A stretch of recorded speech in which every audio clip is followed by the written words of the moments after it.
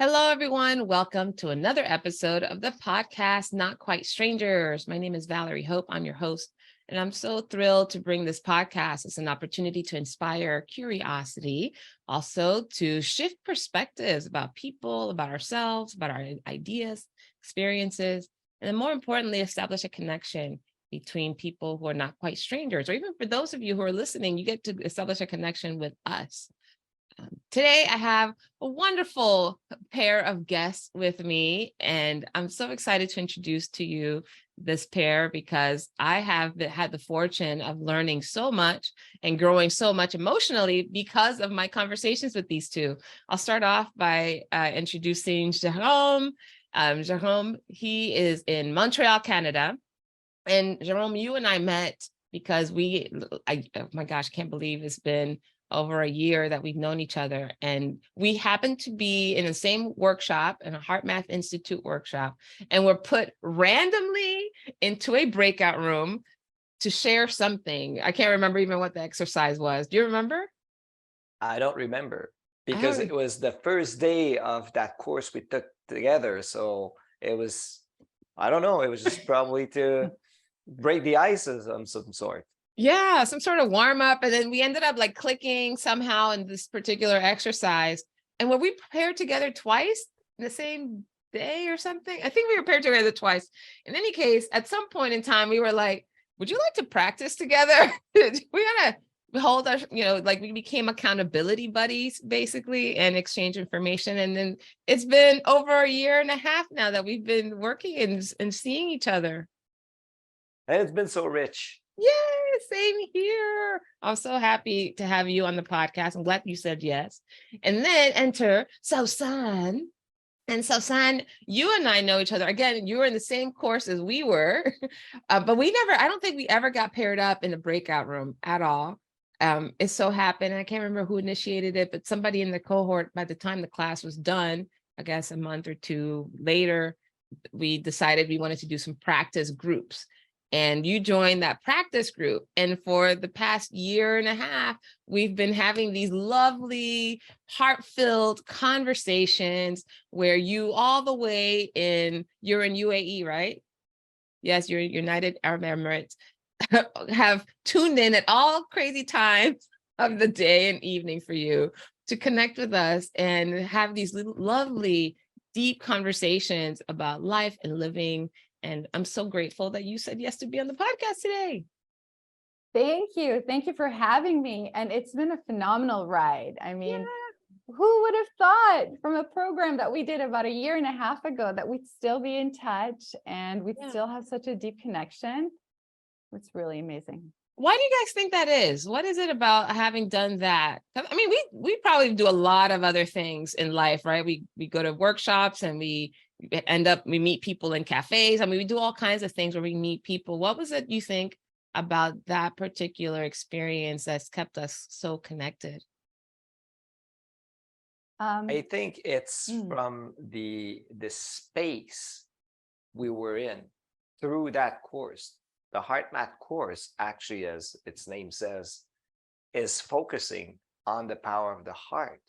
And because we met one another, not in the mind space, but really in a much deeper heart space, I think that's why it makes the big difference where meeting one another, even for the shortest period of time when we first met, the connection and the deepness and the profoundness of what we exchange was quite different from the many people I talk for myself that I've been meeting in my life in different either professional work, sports environment.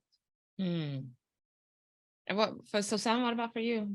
Yeah, I totally agree with what you just said, Jerome. And my feeling is that when we cut through like all the layers of like things about our personalities and we get straight to the heart of it, then I think the connection is so meaningful from like day one. So it's really that deep connection. Well, I think for people to understand, like when we talk about this Heart Math Institute thing, big part of what we did every time we got together in the class was we do what's called a heart lock-in, which is basically where we just sink into ourselves and find an emotion that's really positive that helps ground us. And, basically to become more present and more connected to ourselves allows us to be more connected and present to the other. And Saoussan, you actually, before we went live, requested that we do this heart lock-in for ourselves, which I'm like, why don't I do this at the beginning of every podcast? Because I can't imagine. I mean, I've been doing this for some time, but I can't imagine that everybody that comes on is always grounded and centered and present, right? They're coming in from a meeting, they're just fed their kids, they have, other things on their mind, they have a short period of time before they have to go to the next thing. And this was a great reminder because it did shift for us this a little bit of the energy of getting ready to do this live, that I could actually support people in greater ways by doing this in so many areas of my life, right? Imagine doing this before a meal. Some people, prayer might be that thing for people, but some people don't pray, but it could be just a moment of just, let's just reconnect to nourishing our body, stuff like that. What do you guys think about that? Absolutely. The only problem is it's so complicated to, I'm just joking. Oh, oh no, Jerome, did you froze? I think we lost you. Can you hear us? I think we lost Jerome's connection. All right, so while Jerome is unfreezing, his heart is locked. He's literally heart locked. So sad.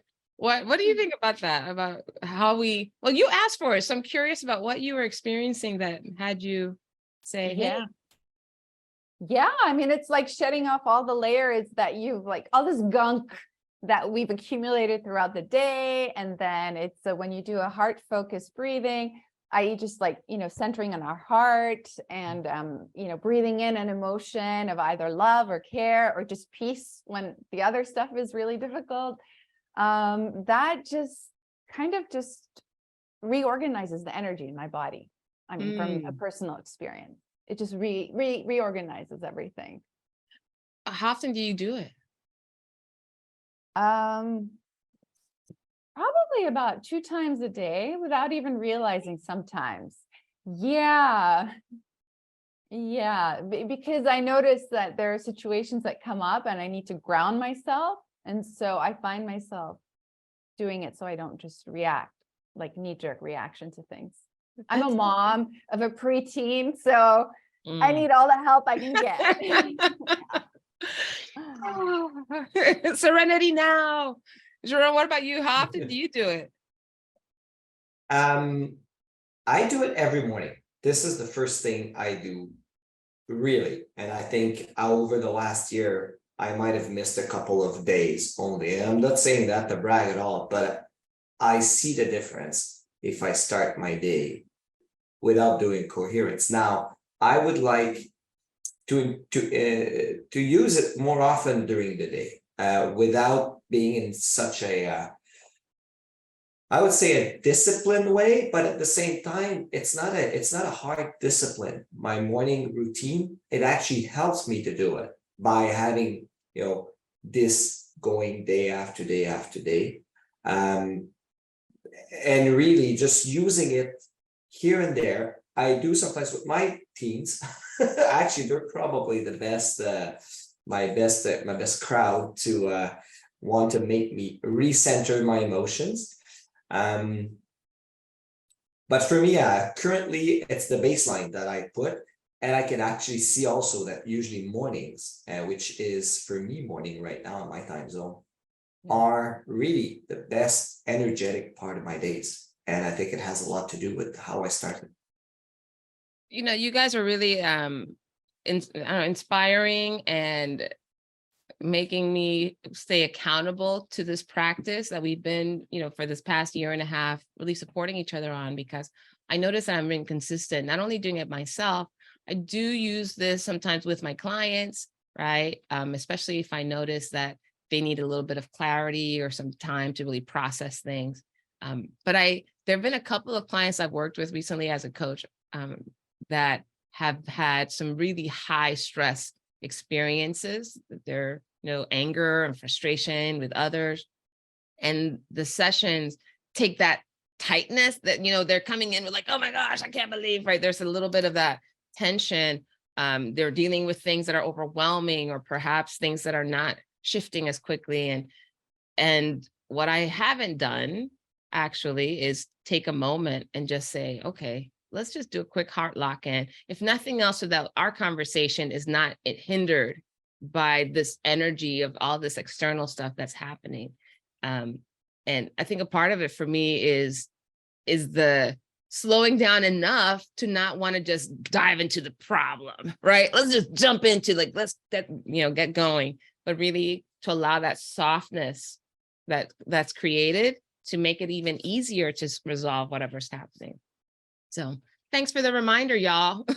I needed it. We'll talk about that at our next monthly catch up. I could use a little reminder more than today. So what attracted you to this stuff? Just before, I think there's one word you said that catch my attention. I think it's worth putting light on it. It's the slowing down.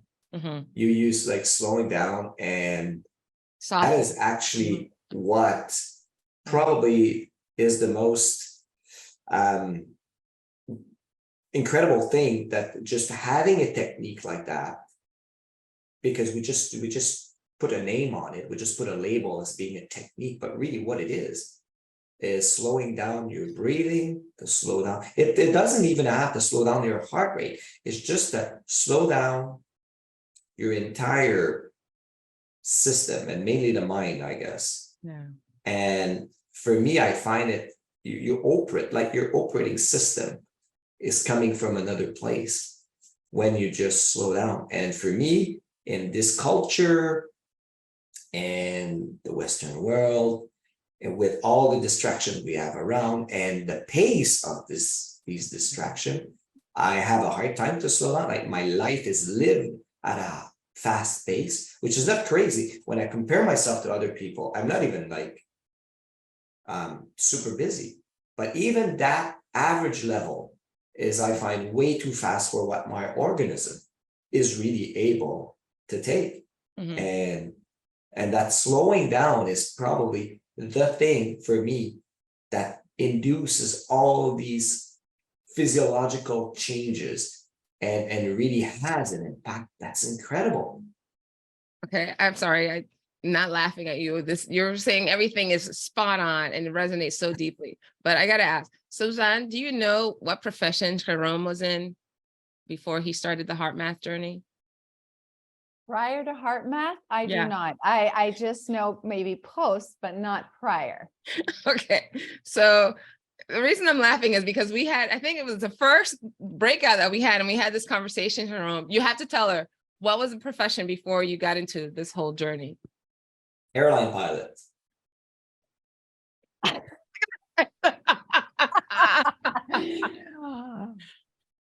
Yeah.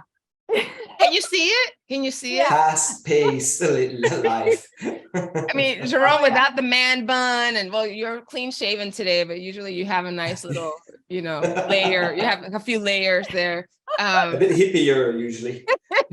You have transition. But one of the things I was kind of chuckling to myself is because as you were sharing those reflections, I remember in one of our breakout sessions, one of the concerns that I had is as I work with people who tend to be more technical, right? People in technology or people in leadership roles that are much more left brain led in many ways, right? Or left brain dominant, I should say. My concern was that this would be a little too soft, a little too woo-woo for some. And you helped me a lot, actually embrace that. No, actually, this brings balance. But you have demonstrated a level of balance because you told me, like, I'm very technical, I'm very trained to think about things in very specific ways. And Saoussan, would you I mean, this is great. This is great. This is very inspiring because, Valerie, I also have those kind of reservations where like, maybe it's too woo-woo, maybe it's this or that. But Jérôme, now that I know where you came from, I mean, that's just really liberating, actually. Thank you. You. So, okay, Jerome, you have to tell us more about this because people are going like, what? Airline pilot for where, who, and what happened? What was this transition? Share as much or as little as you care to. No, it's quite a door you open there, because really, why I'm not flying right now, it's due to health issues. And specifically, as it probably doesn't show from the outside, it's in regards to mental health issues, where a few years back already, I would say my outside situation, which at the time was with my family, my relationship, was from today's perspective, was probably the catalyst to break down a lot of things in my life myself in order to heal, transform, and continue, I guess, my journey on this planet, or as a human being. But at the time, everything kind of fell over in my life, starting with my relationship, from a 25-year relationship since I was a teenager, with the mother of my children, and then burnout, and then what was being referred by the medical sector as depression, that still is, and I'm still dealing with this. But that's what made flying stop for me. And interestingly, I didn't see it coming that much, as to the last flight I did. When I got out of the plane, I never at that point would have expected that I would never go back in an airplane at all for all these years after. Like that, my whole life kind of, there was a lot of things that had built up, and there was a lot of stress, and there was a lot of things inside of that very Cartesian, mental guy. But interestingly is, I left work one day, I went on a stretch of a couple of days off, which was probably about a week or something. I remember it was in the summer, and everything collapsed in these couple of days, and I never went back into an airplane, not even as a passenger, since then. Wow. And it's been a long, very, very long journey of recovery, of dissembling your mental structures. There's a lot of things, but it was a very, again, it's nice to talk about it now, how I can see that dismantling your psychological and your character that you think you are, is what a healing journey, and there's a lot of light in it. Unfortunately, the pandemic came, and that probably slowed down a lot of things, or even, this had such an impact globally. So when you were in the middle of an individual crisis and you put a global crisis on top, it's quite demanding, but it requires you to make choices. And I'm glad that I made those choices. And one of them was to get in that heart map course after having discovered the healing effects of this coherence. And as a guy that was very, very, very in my head, very, again, like you can imagine the pilot's complete image. It's true. We're like that. And so there was that scientific part of what the HeartMath Institute is bringing to pretty much just a harmony within yourself. At least that was the thing that called me, and I registered in the course, and it was transformative. And I did another course too, and so there's a lot of things that got put together, but the timeline was very long, and that's it. Time is something that is, you can't judge time in a way. It's nice to have ideas. Some people take a little time to go over like personal transformations, and for other people it takes a lot of time. And for me, it's still taking a lot of time, but I'm a different person from who I was. At the same time, I'm more me. Yeah. That's what's Like beautiful. you I said am earlier, more me. right? Shedding those layers and being more mindful. And I've seen the physical transformation, but also because of the work that you and I did together for so long, also the mental and emotional transformation that these tools have provided. I'm so curious, Saoussan, what your reaction to any of this? What resonates for you out of what he shared? Yeah, I mean, it's just a fascinating story, Jerome. I mean, that I did not know, your background, where you came from and where you're going. I do believe that transformation happens many times over, and sometimes it takes a physical breakdown for us to actually listen to the sign and the signals that it's time to move on and transform. And so much research has been put into, like, when the body says no. That's a book written by Gabor Mate. And there are scores of books that are being written about how the body really has the wisdom way before, like, our mind, our cognitive mind really registers. Because I can speak from personal experience as well. I had a major health challenge about 12 years ago, and that completely threw me off kilter completely. And it's taken a lot of time. First, there's acceptance, and then there's like this rebirthing process. And now I'm so grateful. I mean, it's very cliche, but very grateful for what happened, because I wouldn't be who I am now. And I really feel that the body really gives us signals way before we're aware of it. 100%. Yeah. It's so funny. I remember at the beginning of the pandemic, when I've been working from this corner for a long period of time. I do my work here, my clients are here, my workshops, everything. So nothing there had changed. But I remember I thought to myself that because I was sitting sitting longer periods of time and doing much more intentional work in this space, not going out, because we were in lockdown for a bit here in Texas, not for long, but we were in lockdown for a bit in Texas. That I was experiencing a lot of lower back pain, to the point where I would have to, between clients and workshops, I would have to go and get my yoga mat out and do some stretches and, all sorts of things to ease that strain. And sometimes as I was walking, even other places, I started to notice that pain, that kind of achiness. And to your point, the body doesn't lie, Saoussan, it really doesn't. And it wasn't until, I did all the things, the stretching, the yoga. I went to some physical therapy as well, did some holistic stuff. So many things. And it wasn't until, like, one of my sessions with the therapist that I was working with, he'd been doing some very deep massage, and he's like your psoas muscle, right? The muscle that goes from your hip to the spine is very tight, but they call that the muscle of emotion. And I was like, hey. And I'd gone to him for several weeks, and towards the end of our sessions together, one of the final sessions, he recommended a book by Dr. John Sarno, which is something about healing back pain, I think is what it's called.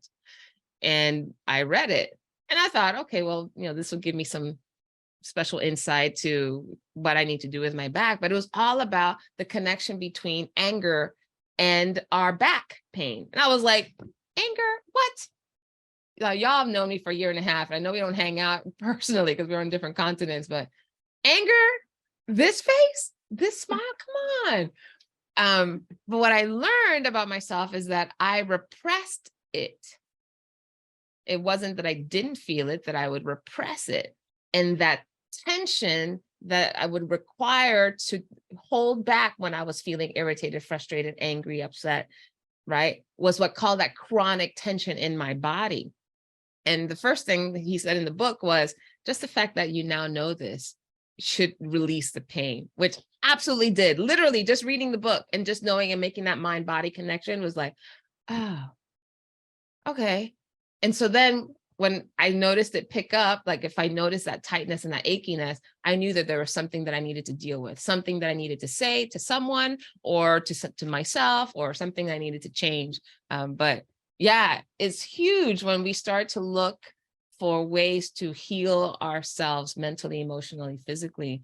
And I think we underestimate it. So I'm grateful that we have developed this community so that we can talk about, and we talk about random stuff, don't we? Like every time we get together, with other people that connect with us, we end up talking about things that you seemingly seem, everything from I didn't sleep well to I want to start a business to back pain to, right? And we have a chance to connect in a heartfelt way to what's happening within our bodies and in our minds. So yeah, Valerie, I just want to add to that. I mean, just thank you for sharing. And I would just add that the language of our body has been around far longer than the language that comes out of our cognitive brain.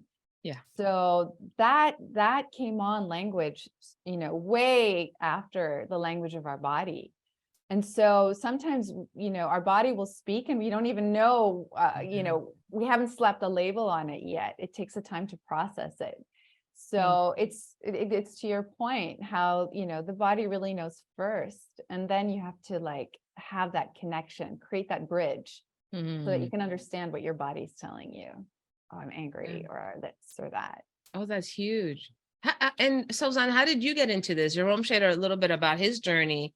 And I know you mentioned that you had that event 12 years ago, but first of all, you know a lot about the body. You've talked to us a lot about this mind-body connection and emotion. So I'm curious about how did that develop in you? Where did that come from? So that was about 12 years on. But before that, I was in a completely different career and work and interest, and was doing private equity and all sorts of other things. And then this happened, the health challenge. And then I got very interested in integrative health, functional medicine. And then with the heart math, neuropsychophysiology, like the nervous system, simply because I wanted to find solutions for myself. I wasn't getting answers in the traditional medicine realm. So I really did a deep dive in order to help myself heal. And so I ended up in the end in functional medicine, and I became a certified functional medicine health coach. And then I realized at the root, also going beyond the root cause of what causes an illness, is really the mental, emotional, and spiritual. And so then I did a deeper dive, and I'm actually doing a deep dive into that now with another program I'm on. But the nervous system is something that I'm fascinated with. And this is how I reached here. And then with heart math, it's all about the nervous system. I mean, the science behind it is really learning how to work with our nervous system. So it serves us. That's fascinating. Jerome, you look so intent there. What's going through your mind? Do I look intense? You look intense. Wow, good. I agree so much, and one of the point is the spiritual connection. The body, I find, is the messenger through, unfortunately, sometimes it's pain, and we can heal it. But again, we can heal it by finding out what's the message, but it's not always easy to interpret the message. That's why our minds are useful, and our cognitive skills, when they take all the space, we can get lost, but they're still very useful as a interpretation tool to what exactly our body is telling us. And then after, there's that connection to something grander and beyond that I find is, I would say, essential. And it's something that has been present for all of humanity, but in our, or I would say my time, culture, for all kinds of different reasons, it's been very put aside. And it's well, I'll just talk about myself. For really my like it's been put aside my circle or my culture. You don't talk to your friends and family about this? Is that what you're saying?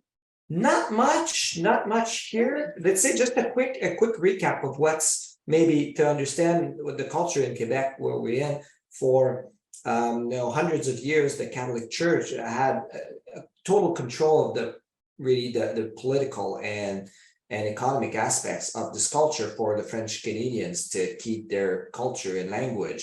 And I don't want to put just blame on the Catholic Church. They've preserved our culture and in controlling it in a way, but at the same time, there's been great, probably traumatic experience as a people up until the year 50s and 60s, where people kind of democratized themselves and integrated more, because for a long time, the French Canadians and English Canadians couldn't even understand each other. So there were like two parallel worlds, two parallel economies within the same British system.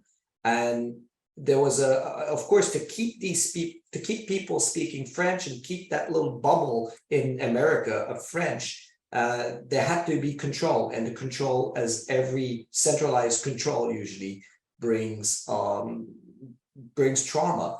And so the people of Quebec have put in the 60s and 70s religion aside completely as bad, and there was not much alternative, because at that point where communication and internet wasn't there, people had the choice of being either Catholic or any kind of other Christian faith, because there was not there were the Anglicans and other English religious branches, but again, people wouldn't speak English, so they were left with no option up until the year, let's say, late 90s, 2000, where the global communication network of the internet opened us a little bit more about, okay, what are the options? But there's been a gap in the meantime for if you were to talk about spirituality, which was linked to religion, hardly, because people didn't know anything else.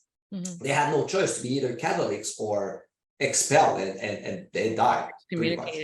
Not in the community. So spirituality was associated with religion.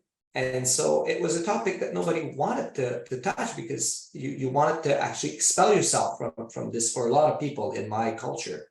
And so, but that's it. It's like a big purge. And now people, I think more and more, a lot of people, mainly, I don't want to say mainly the younger generation, but a lot of people now are open to, now you can choose whichever way you want to go. You're not just controlled by a central authority in Rome.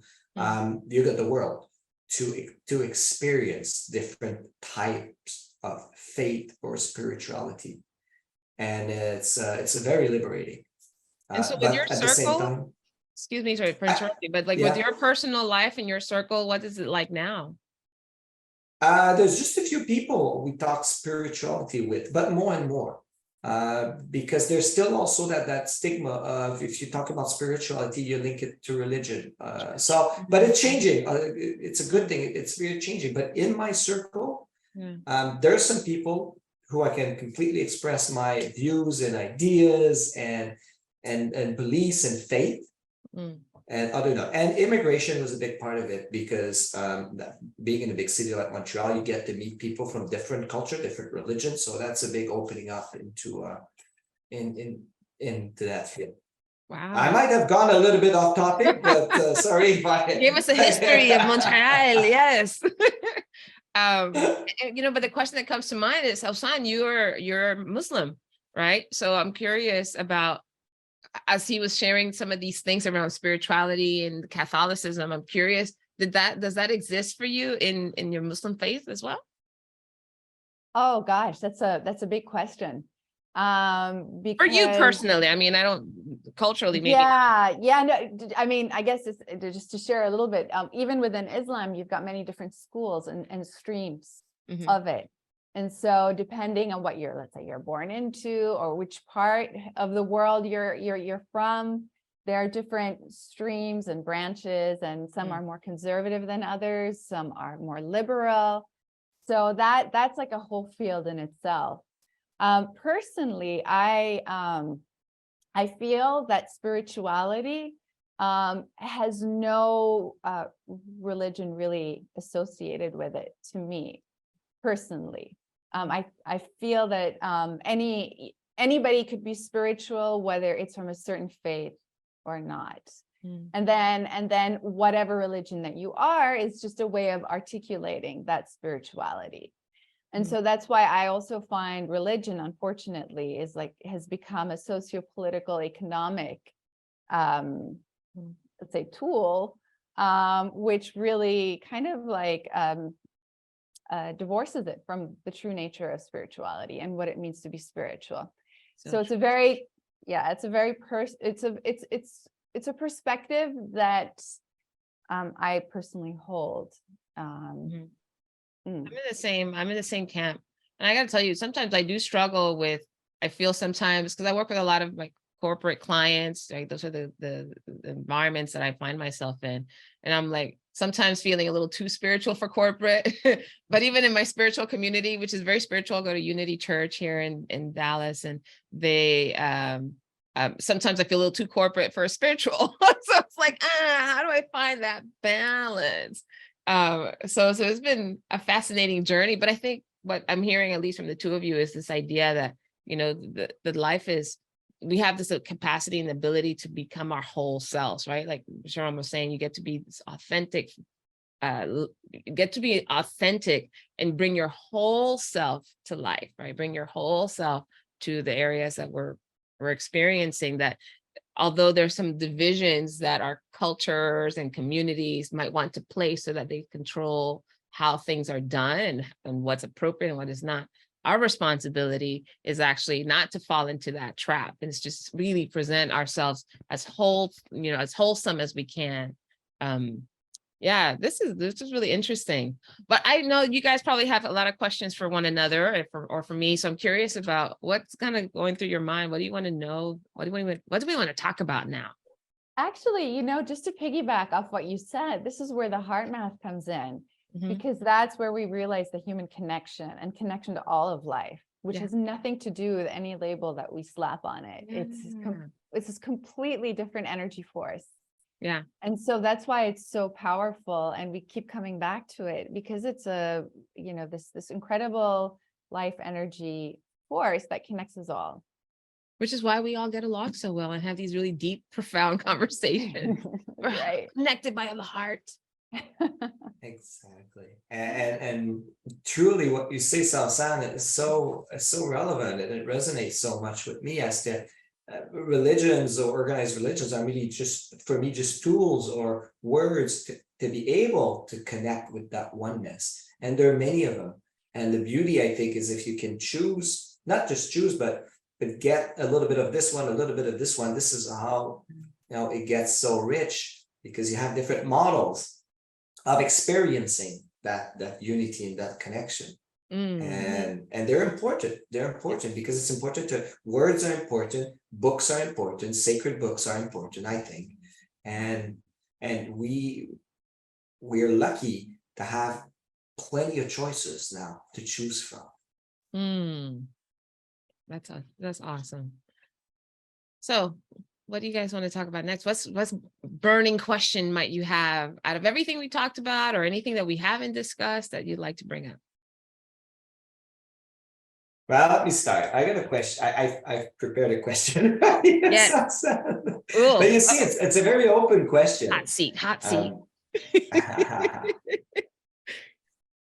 And I like to know. No, I don't want to know, really. I'm interested to open a conversation about what part of you requires, asks, or manifests itself the most, to be attended or to be healed? To be attendant? To be attended to or to be healed? To be attended or healed. Okay. Yeah. What part of us? You? What part of you in the present moment now today is asking you that? I love that question. It's really deep. And something that I actually reflect upon from time to time, simply to see where I am in my life, what I need to be doing, where my heart really is. I would say it's cultivating more courage and bravery to step into my truth and connect to a we space. So there's a me space. Mm. So something I've been thinking about. There's a me space. And then there's a life space where like we're connected to all of life, could be trees, plants, anything. And then there's a we space where we as human beings come in, pull in, collaborate. So what, to answer your question, it would be creating that bridge, having that courage to really show up in that we space and be of service. And this is the kind of work that I'm interested in, that I'm working on. And yeah, that's the mountain that I'm climbing. Getting there. And how did it manifest in you to be able to realize that? What was or what is, or how, how it manifests so that you get this answer out as to that bridge, that courage, that the bravery that you think you want, or probably, or maybe you don't feel that you have. Well, that is cultivating my highest values. I mean, just a little bit of a background. I come from a war-torn country, and there was a lot of movement early on and leaving that war-torn country. And so there were a lot of instability. There was a lot of instability in my life, and also lack of trust and faith in systems. So there was a lot of reservation in connecting with the we space, because there's lack of trust in the we space. And so what is motivating me to create that bridge is my love and care for other human beings, and to make a difference, and to help people flourish. I've always been passionate about that, and it's really that passion in my heart, and which is why I pursued coaching, functional medicine, health coaching, and now something called ontological coaching, which is fabulous. And actually that works with the body, emotions, and language to help show up in the we space, coherent in the we space. And then you can be the best that you can be, and then be of service to others. So it's that deep love. Wow. Imagine that our culture, as traumatic as that was, what you described, right? Coming from a war-torn country and not having that stability and lacking trust in these systems, that all of that gave you that level of compassion now to go out and heal that for not only yourself, but for other people. So I think we sometimes take for granted, and you mentioned Gabor Mate earlier. I love him. I've been following him a lot too. And he was in the film, The Wisdom of Trauma.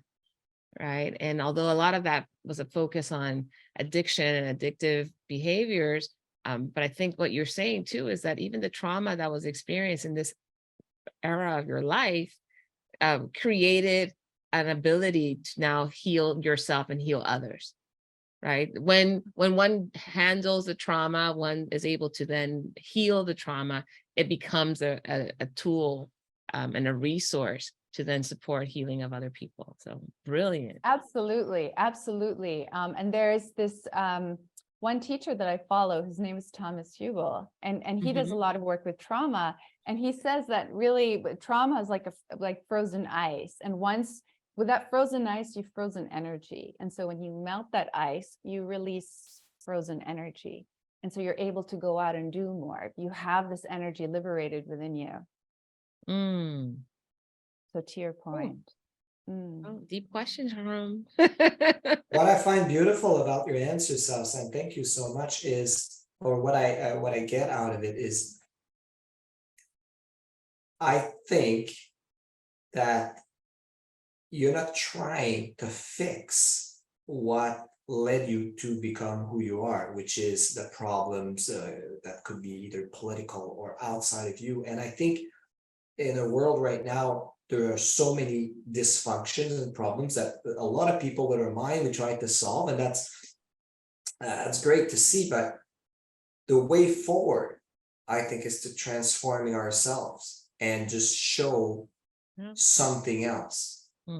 And at that point, I think these worldly problems will eventually just not be there.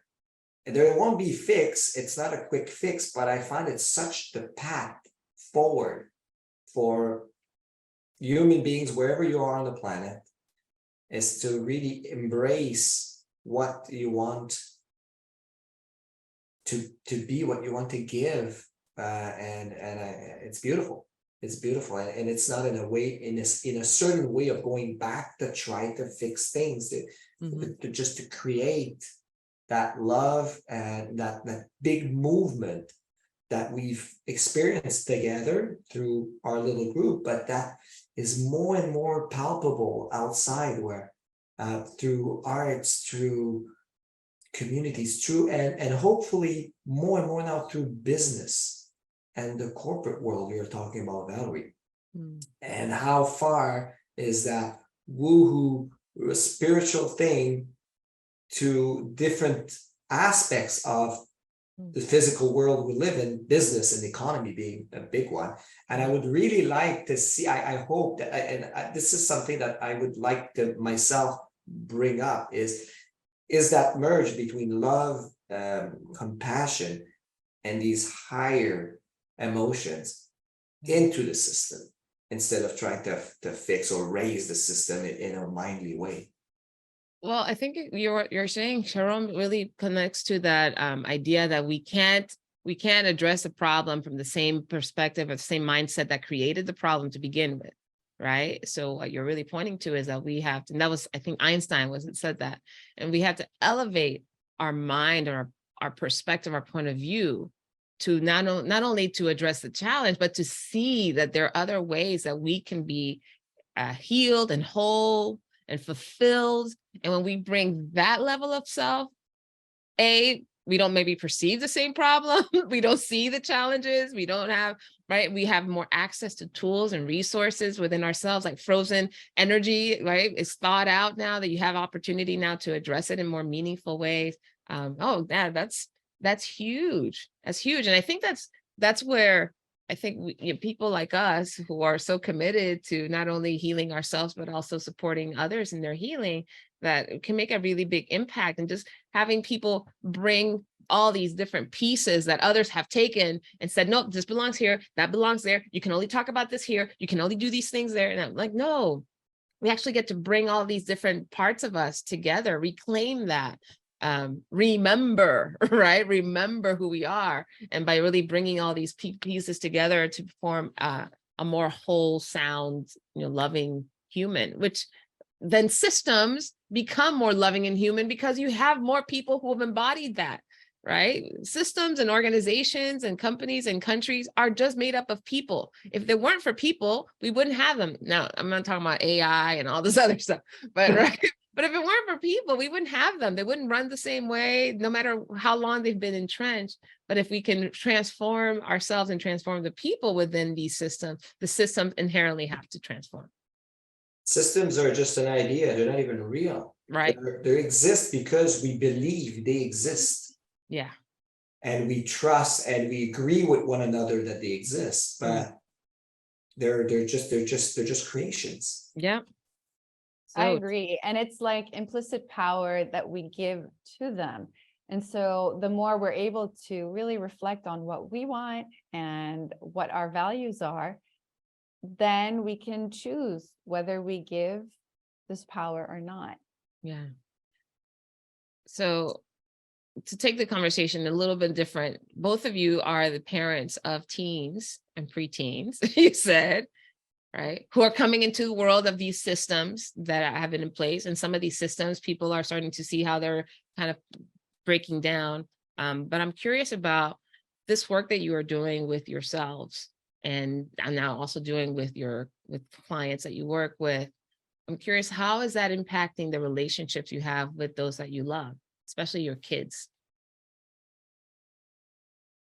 I would say greatly, because just because of the fact that I was being more aligned with oneself makes you more aligned within your relationships, and the relationships currently in my life that are the deepest and the closest are the two children. I have the chance to raise. I don't like to say, I try to not say they're mine because they're not mine, they're themselves, but they live under my roof and I have responsibility over them and they have to obey some rules. But is this something as a parent I find myself that I cannot, or not that I cannot, but using all those tools, I would so much love to tell them, oh, you should do this, you should do this, it's great. You know, we got all these tools that it works and so on, but I can just embody them. That's it. I can just embody them. And recently, I was so amazing. My eldest daughter had a big cheerleading competition and she's stressed like there's no, like, it's crazy, anxiety and all that stuff. And you're thinking, man, this is supposed to be fun. This is why you do sports or activities. It's supposed to have joy and you move and it's fun. And you're broken down with stress and anxiety because there's a competition coming. And for the first time,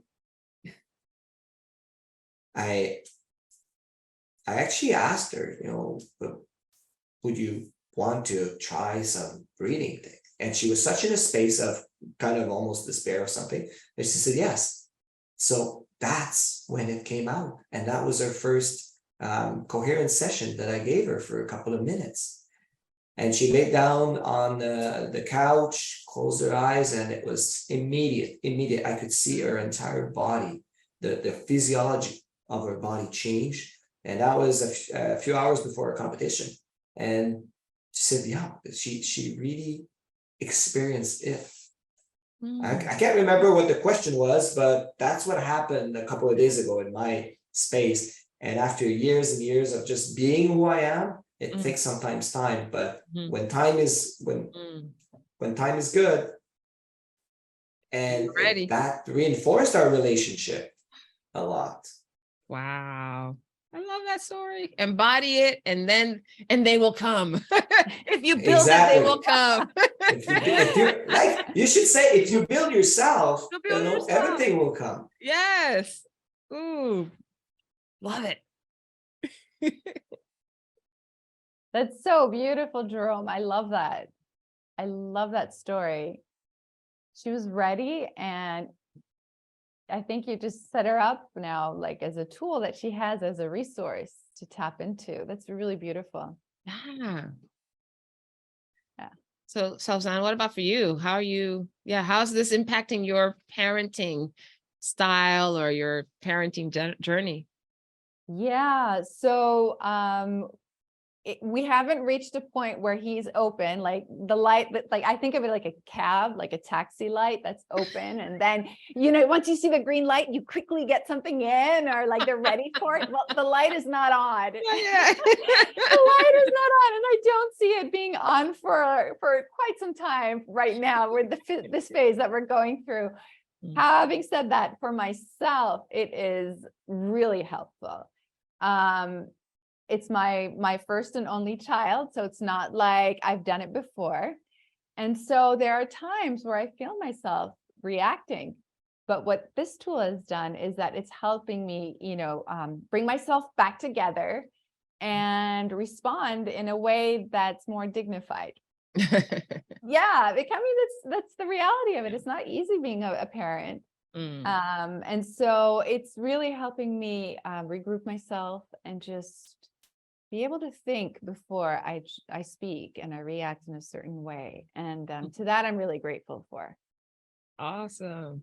Yeah, I see the most important time of having access to this is in the most intense exchanges with the kids or whoever actually it is. And that's where I also saw the first results and still see the biggest results. To not being carried over when the emotions are so strong. And for me, kids, they're like those two girls, they're the people on this planet that can push my buttons and get my emotion in their widest range of intensity. So they're a good testing ground.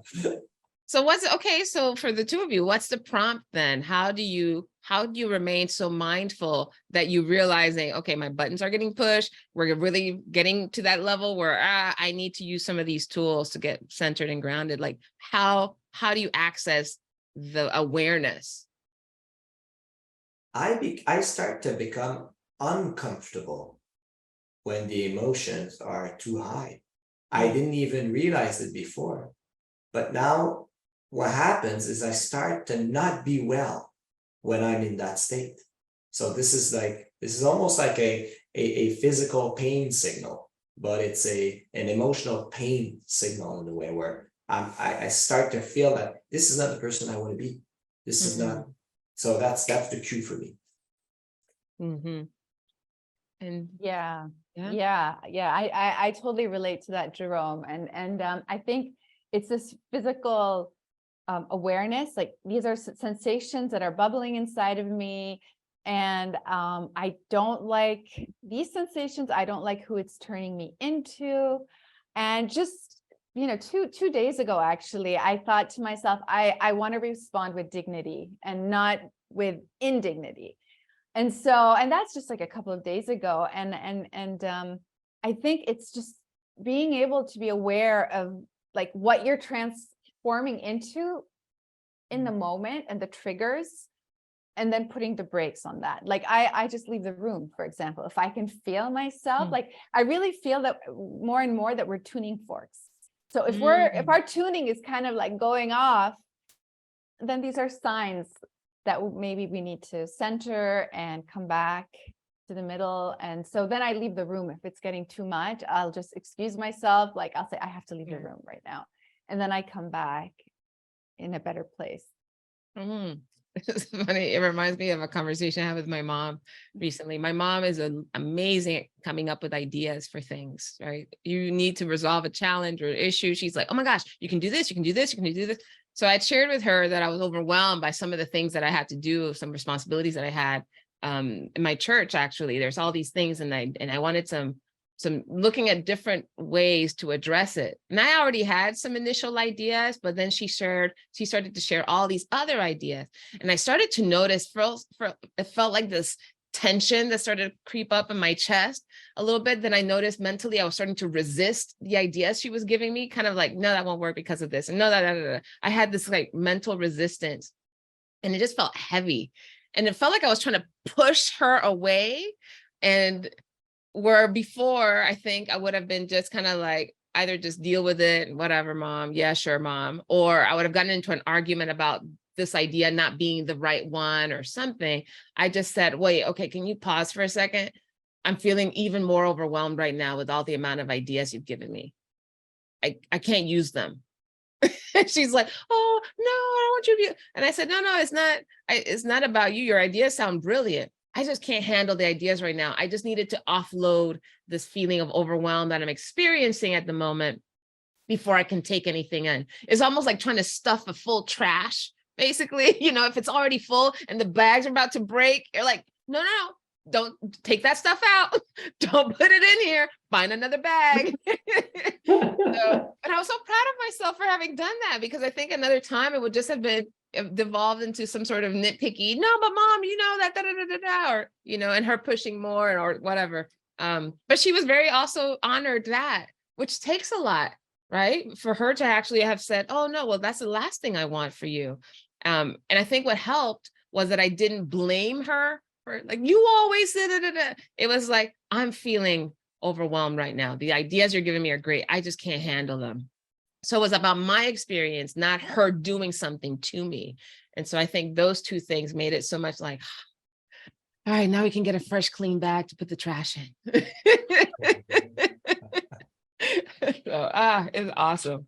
That's amazing. That's amazing. And you reminded me of something I had read about nonviolent communication, where you own the feeling, you know?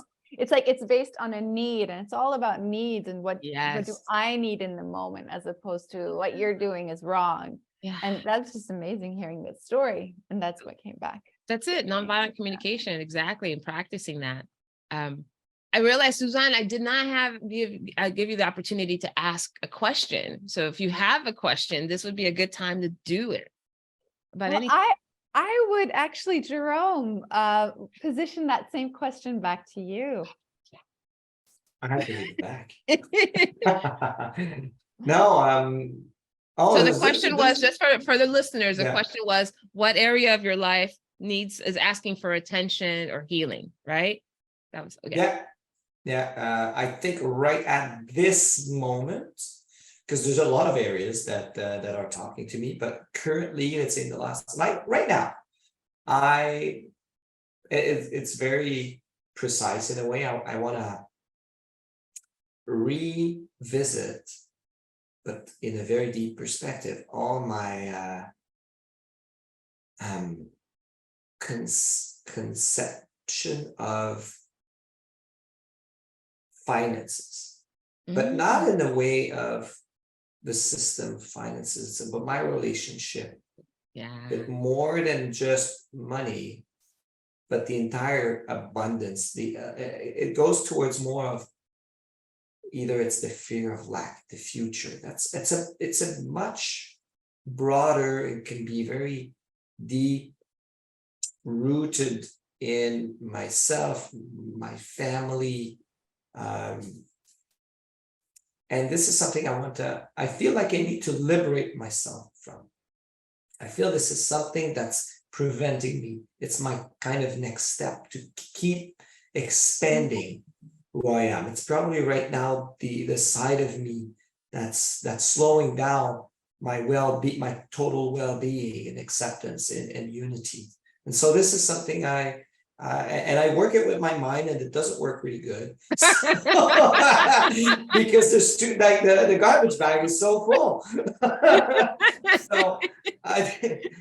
So through either I've done some meditation, and I've done a family constellation, which is a whole topic of itself that I'd be gladly sharing at some point. It's so powerful. So other ways, non-mental, to go and explore, heal, and just calm down this part of me that's probably as a rise from fear. Yeah. And so there's a lot of connection needed to just fade the fear away. Usually and this is when it's actually not there. The moments of my life where I'm connected, currently I'm connected to you. It's either connected to myself through practices. It can be also sometimes just through going in nature, sports. A connection can also be a disconnection. As long as this garbage bag is disconnected, I mean, things are better. Yeah. And I'm pointing at my head by this guy. Well, when we have an opportunity, we can do this offline for sure. I do have some additional techniques that I've been working on. Are the two of you familiar with Psych K? Bruce No. Lipton?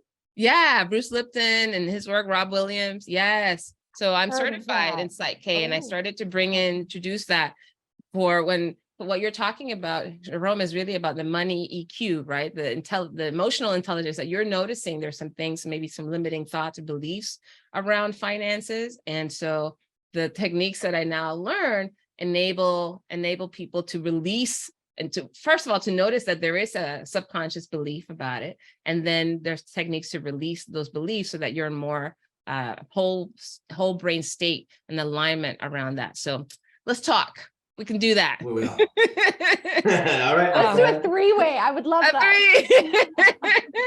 I'm happy to. I think, well, that's one thing. When the three of us were in that the last session that we all did when we had our little monthly meetings, I think we started to share with each other some of these things, is why I was inspired to invite the two of you on the podcast, because I realized how much in common we have, not only in the journey of healing ourselves, but this desire to heal other people, and the level of not just the connection, but the commitment, right? This connection that we have, but there's also a commitment that I saw that I was like, oh my gosh, we need to have this conversation all together and share it with other people, if nothing else, to inspire them.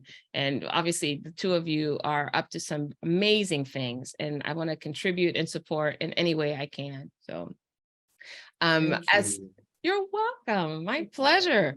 So as we start to wrap up this conversation, I did want to answer the question that you asked, because I thought it was interesting. The first thing that popped in my mind is I want to heal my eyesight. I don't know. I know. Look, look at you guys are like, huh? So I've worn glasses since I was 5 years old. It's, the near sight, far sighted, I don't even know anymore. But now I have trifocals. And just in the last 2 years, I realized that my eyesight's gotten actually worse. And I feel that even more dependence on eyeglasses. But it also, as we are getting more spiritually awakened and expansive, I'm starting to realize that there's probably more to it than just musculature and, basic biology. I think there might be other things to look at. So I'm open, universe, to whatever resources, tools, information, wisdom comes my way about how to heal my eyesight. And healing might look like never wearing glasses again, or lowering the prescription that I have, or something. I don't even know yet. So that's what came to mind presently. Well, I would love to have Very- a conversation about that offline, because Yes? come to mind. Yeah. Ooh, great. Okay, so we can do this like little 3-way, Uh-huh. 2-way switch, whatever, trade. I would love it. Oh man, thank you both so much. Thank you so much. It's been such a pleasure. I'm curious if you have any final comments for each other about this experience of being on the podcast together. I know we've had these regular interactions over the course of this 1.5 years, but what's it been like to be on the podcast together? Well, it's my first ever podcast experience, which Woohoo! it's a Welcome! Thank you, Valerie. Thank you, Saoussan. It's been a blast, and the final thought is just the amount of love that's here. That's all that matters. That's all it is. That's all we're made of. That's all. All we need is love. Beatles said it so well, and that's what we connected to today. So I'm grateful and energized, and really and yeah, lucky to have you, grateful to have you as and you as just being people connecting with themselves and sharing that. Now, as we share that with any person currently that is listening to this and has that little spark of light, right there, it's worth the experience. So it's just great. What the amount of words we shared and different topics don't matter at all. It's all the experience that I want to remind of this podcast, and it was a very highly vibrating one. High vibration. Love that. Yeah, I love that too. And I mean, Jerome, you put it beautifully. It's my first podcast as well. And it has been such a pleasure. I mean, it is this incredible energy. I love the ideas. I love the thoughts. I love how, we're going to log off and then we go in and we carry this energy with us to the rest of our lives.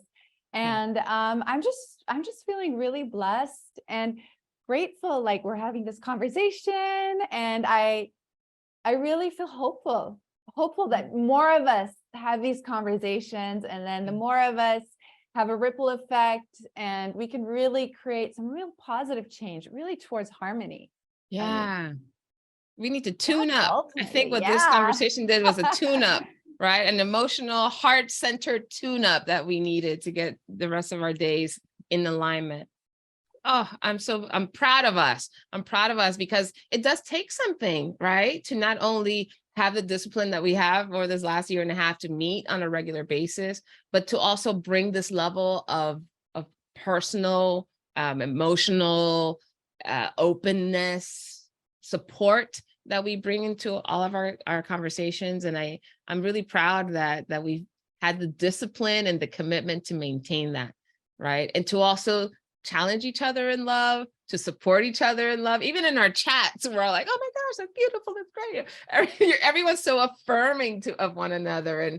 And Jerome, you've shared so lovingly what you're dealing with many times in these chats. And Saoussan, you're always so validating to everyone that responds, right? And I think all of us could bring a little bit more of that into our day-to-day beyond this group that we have. People need it. They're hungry for it. So I've been fed by you today. Thank you. I'm nourished. And Valerie, if I can add, there's something that you said that resonated with me a lot, is that, we build a space filled with love, but it's not just when you say we exchange challenges as well, and we challenge ourselves, because sometimes we're in this space where you think, oh yeah, we found a place where it's just love and just nice and happiness and all. It's not just that, because in love we can challenge each other as well. So it's not just, it's nice to have a little tap in the back, but it's not just a place to have a tap in the back. It's a place also where, from a place of love, we can either disagree or challenge one another.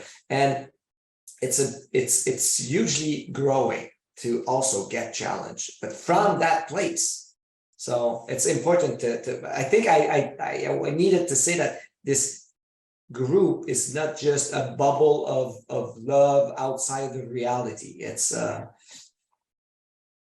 I would does just that love to resonate with add you? something. Oh, sorry, Yeah. to that, Jerome. I mean, just to that point, is that also love is not fluffy. Like, somebody who's not really like, into this stuff might think, oh, it's just fluffy.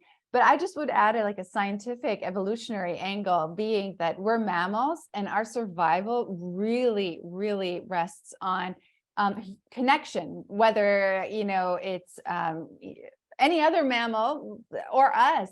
We have something called a limbic system, and we need each other to co-regulate, to thrive, and to basically survive. Forget about thriving.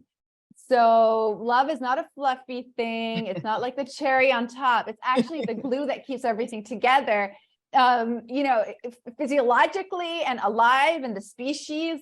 So it's not just like a fluffy thing. It's actually a real glue. And it's not just love in the movies. It's really the essence of life, because it keeps the glue together. It keeps, like, gravity is like a kind of a love. It keeps us not flying off into the stratosphere. So I would just invite anyone listening, like, it's not a fluffy thing. It's actually a necessity, an anchor. Love is the essence of life. Yeah. Great. Oh, wow. And then on that note, I wonder, I just had a moment of inspiration. I wonder if either of you would be comfortable leading a little heart lock-in or lock-out as we close our time together.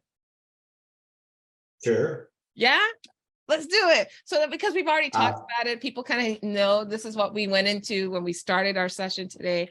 I think maybe a great way for whoever's been listening to end our session. Great idea, Val. Okay. Would you like to lead it?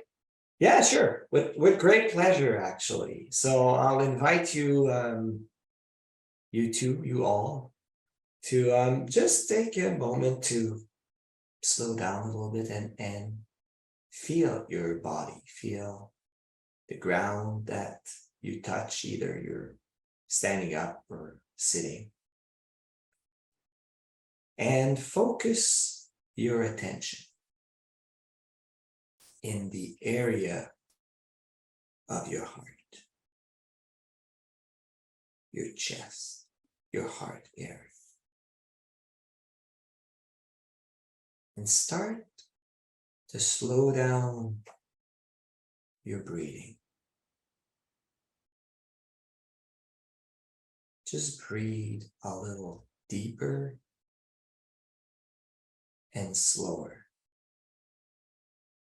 than usual. Just find a rhythm that's comfortable for you.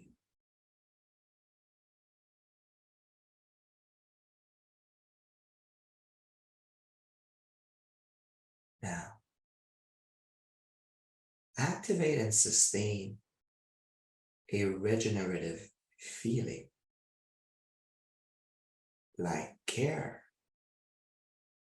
love, gratitude, appreciation for someone or something in your life.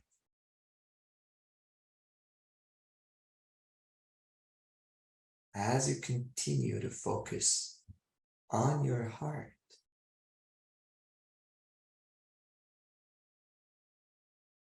grow that feeling. The feeling inside your body.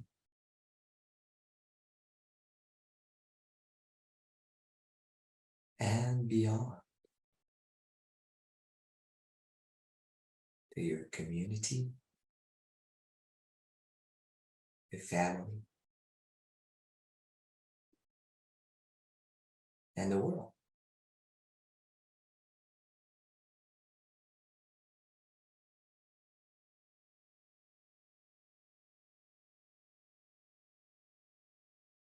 And we usually go on for a few minutes.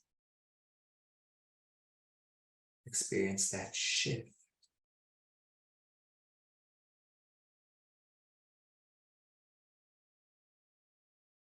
In ourselves. And the power within. We all have. And this is a great way to tap into it.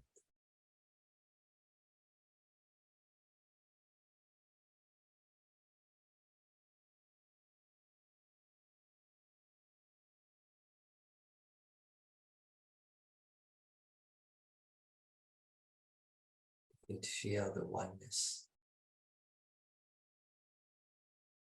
the lightness of the present moment.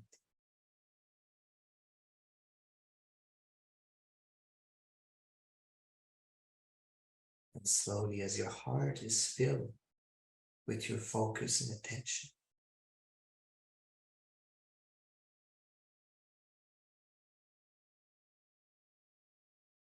you can start to feel the room, the clothes that you're wearing, the atmosphere around you. Slowly come back and open your eyes.